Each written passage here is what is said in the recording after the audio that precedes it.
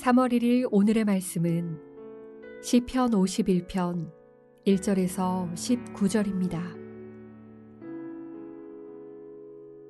하나님이여, 주의 인자를 따라 내게 은혜를 베푸시며 주의 많은 긍휼을 따라 내 죄악을 지워주소서. 나의 죄악을 말갛게 씻으시며 나의 죄를 깨끗이 제하소서. 물은 나는 내 죄과를 아오니 내 죄가 항상 내 앞에 있나이다. 내가 주께만 범죄하여 주의 목전에 악을 행하였사오니 주께서 말씀하실 때에 의로우시다 하고 주께서 심판하실 때에 순전하시다 하리이다. 내가 죄악 중에서 출생하였으며 어머니가 죄 중에서 나를 잉태하였나이다. 보소서, 주께서는 중심이 진실함을 원하시오니 내게 지혜를 은밀히 가르치시리이다.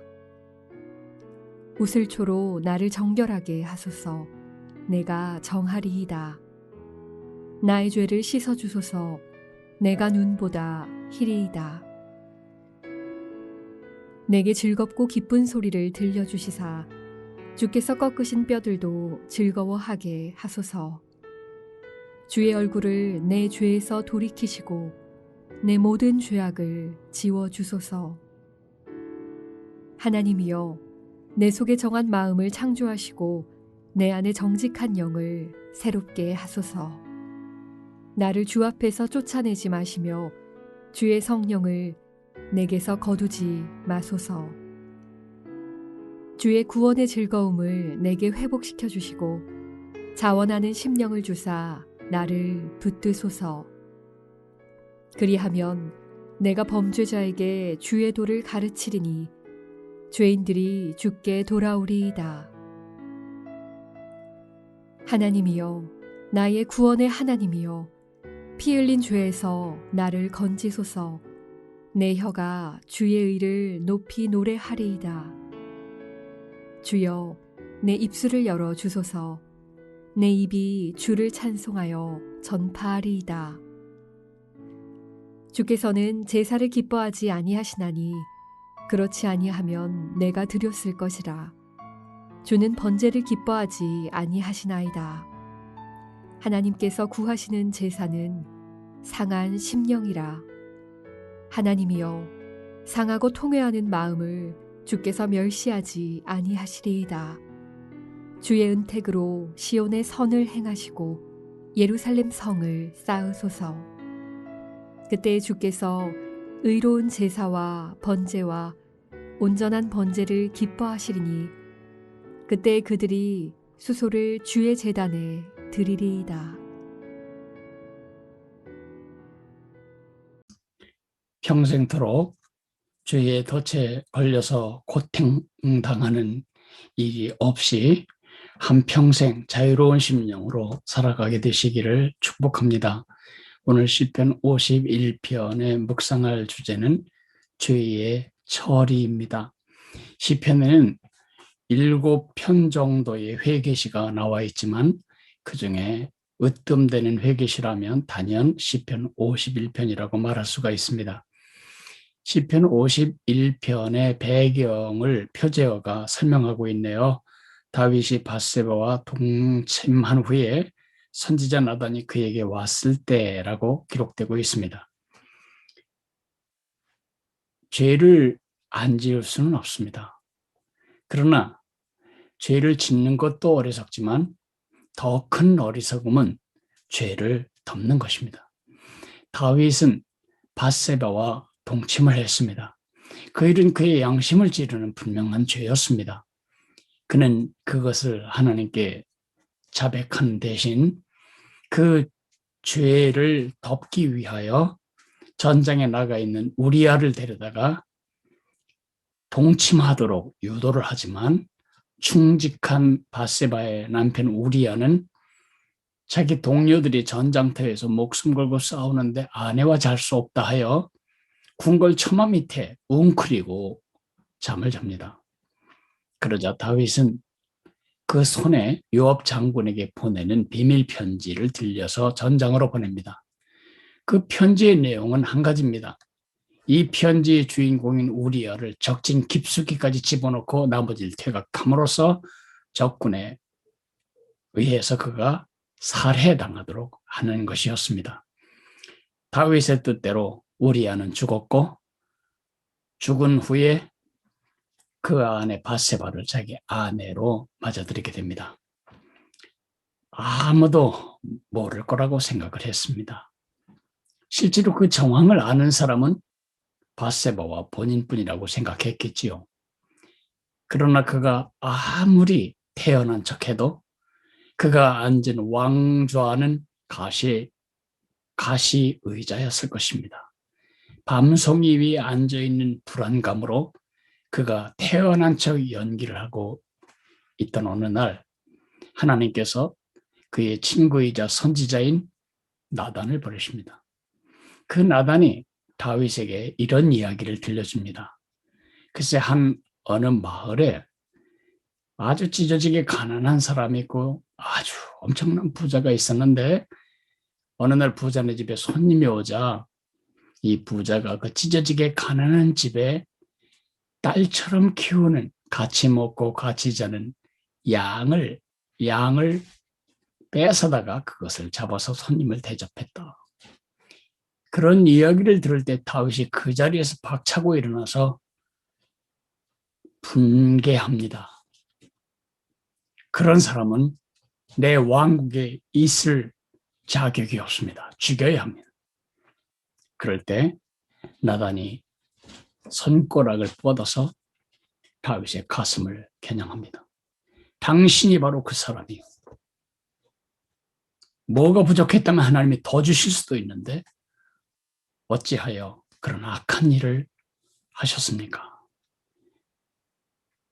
그렇게 용감한 지적을 했을 때 다윗은 어리석게도 덮지 않았습니다. 그 손가락을 치우지 않으면 당신을 죽이겠소라고 위협하지도 않았습니다. 그는 곧바로 하나님 앞에 무릎을 꿇습니다. 사무엘하 12장 13절은 이렇게 말합니다. 내가 여호와께 죄를 범하였노라. 그러자 하나님은 곧바로 나단의 입을 통해서 말씀하십니다. 여호와께서도 당신의 죄를 사하셨습니다. 이 사건은 이 시의 배경이 됩니다. 우리에게 지혜가 있다면 죄를 지었을 때 빨리 음식물 쓰레기가 떠버리듯이 빨리 회개하고 그 죄에서 떠나는 것입니다. 죄를 짓지 않을 수는 없습니다. 왜냐하면 우리의 죄의 책임은 예수님의 십자가의 피 값으로 이미 다 해결됐을지라도 우리 속에는 속 깊이 배어있는 죄의 오염이 있습니다. 그래서 우리는 여전히 세상의 유혹을 받고 육의 충동을 받아 우리는 죄를 짓곤 합니다. 이런 자범죄를 짓는 일도 어리석지만 그 죄를 안 지은 것처럼 덮으려고 하는 것은 훨씬 더 큰 어리석음입니다. 오늘 시편 51편을 통해서 다윗은 우리에게 지혜를 가르쳐 줍니다. 1절부터 11절까지는 없애주소서, 12절부터 19절까지는 채워주소서. 뭘 없애달라는 것일까요? 죄입니다. 오늘 시를 읽어보면 이 전반부에 12번 정도의 죄라는 말이 나옵니다. 2절에 보면 나의 죄악을 말갛게 씻으시며 나의 죄를 깨끗이 제하소서 이렇게 기도하고 있습니다. 세상에는 아주 여러 종류의 세제들이 있습니다. 주방 안에 어느 집에 가든지 용도에 맞는 세제가 있습니다. 머리를 감는 데 사용하는 세제가 따로 있고 손과 몸을 씻는 세제가 따로 있습니다. 곰팡이를 닦아내는 세제가 따로 있고 화장실의 더러움을 닦아내는 또 다른 세제가 있습니다. 옷을 빨 때 사용하는 세제도 있죠. 그러나 죄를 씻어내는 세제는 이 땅에 존재하지 않습니다. 죄의 해결은 오직 하나, 죽어야 합니다. 죄의 삭은 사망이라고 했습니다. 죽음 이외에는 죄에서 벗어나거나 자유할 방법이 없습니다. 그래서 하나님은 모든 인류를 다 죽이는 대신 자기 독생자 외아들을 이 땅에 보내시고 십자가에 피 흘려 죽게 하심으로 그가 치른 죄값으로 인해 하나님은 우리를 용서하실 수 있게 된 것입니다.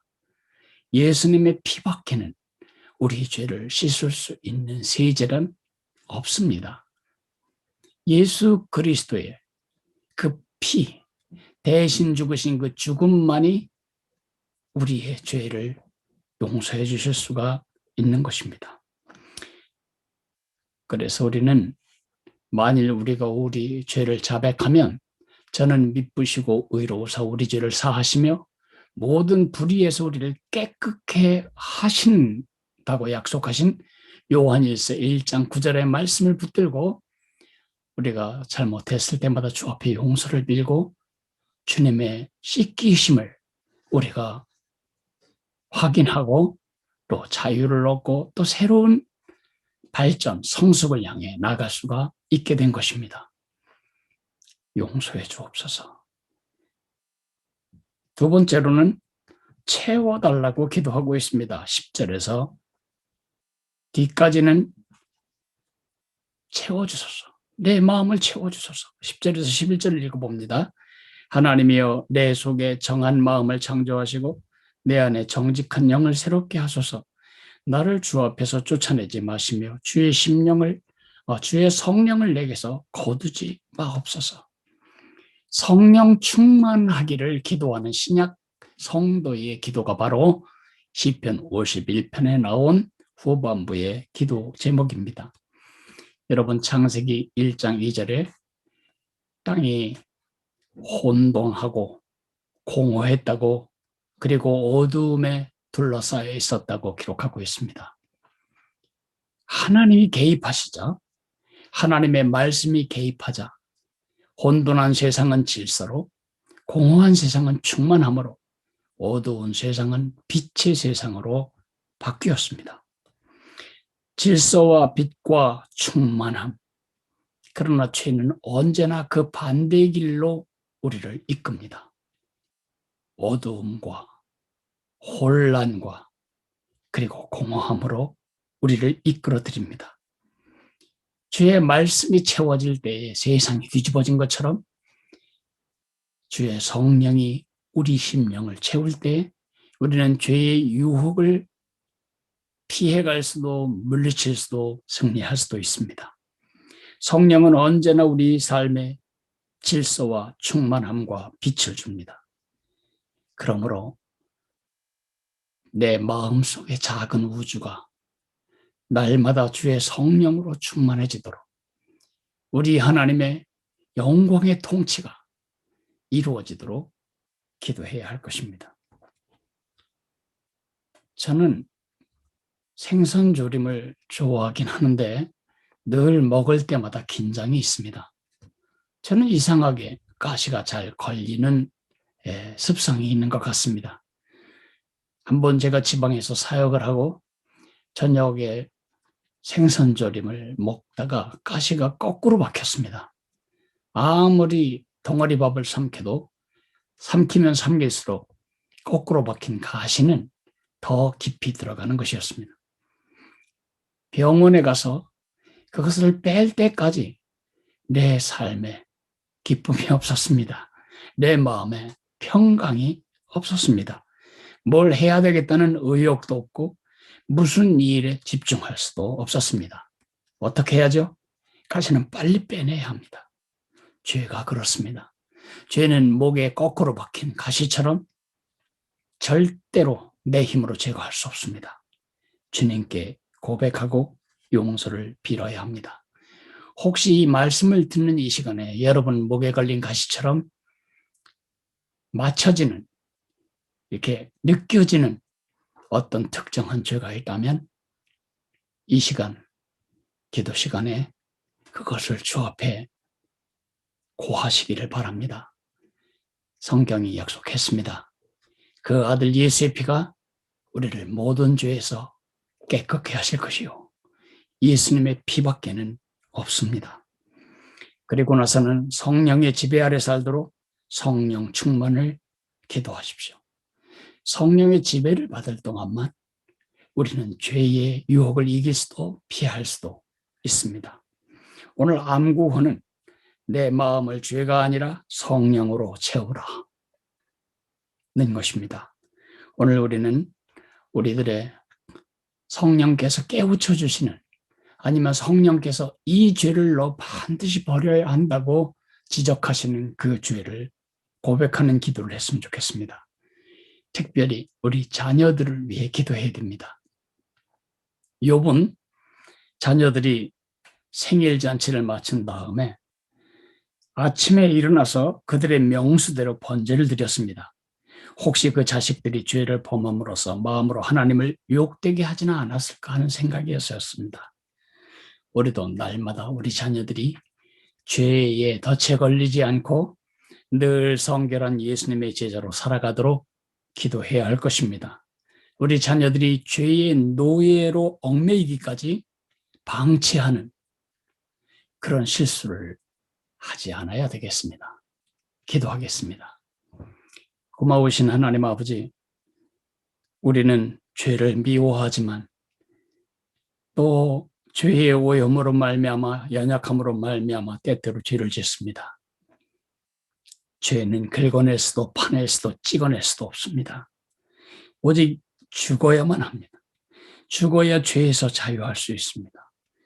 그러나 우리를 죽이는 대신 우리 하나님은 그 아들, 온 우주 만물을 만드신 창조주 하나님을 사람으로 보내셔서 우리들의 모든 죄를 다 뒤집어쓰고 죽게 하셨습니다. 그가 대신 그 죽음, 예수님의 피로 상징되는 그 죽음을 나의 죽음이라고 고백하고 인정할 때만 우리는 죄에서 자유함을 얻을 수 있습니다. 그 아들 예수의 피가 우리를 모든 죄에서 깨끗하게 하실 것이고 주님의 죽으심이 우리의 죄를 위함임을 믿습니다. 그 죽음이 욕되지 아니하도록 죄에서는 날마다 멀어지고 예수님께는 날마다 가까워지는 삶을 살게 도와주시기를 기도합니다. 하나님, 혹시 우리 중에 애완용 죄를 키우고 있는 사람은 없습니까? 반려죄를 지니고 사는 사람은 없습니까?